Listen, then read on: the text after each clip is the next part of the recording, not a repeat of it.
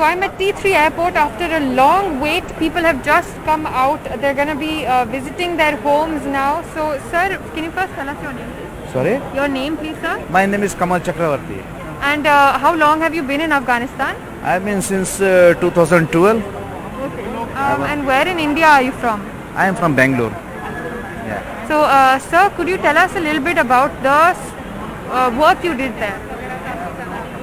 We were providing a service for we are actually from the contracting company giving a service for the NATO forces over there. And What kind of service? we were working in the airport.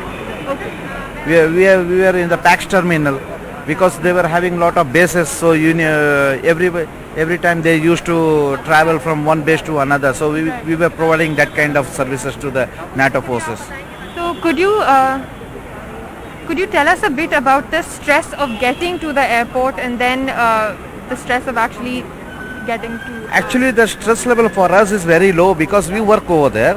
So we need not have to travel, we need not have to approach the gate to come into this and show all sorts of documents to get into the base. But we were in the base, so I don't have any stress. But the people who come out from all sorts of areas and they were traveling anyhow, they want to enter into the airport, they have to show lots of documentation, everything, because the base is controlled by US Marines now. So they need lots of document to see before they let you inside the base. That's how it's a big mess now over there.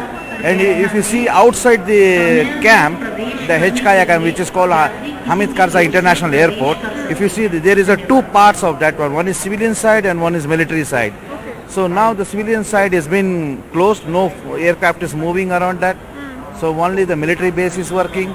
So all C-17s are operating there. Every hour there is a C-17 coming in, picking the people and taking throughout the Middle East areas. They are dropping them there.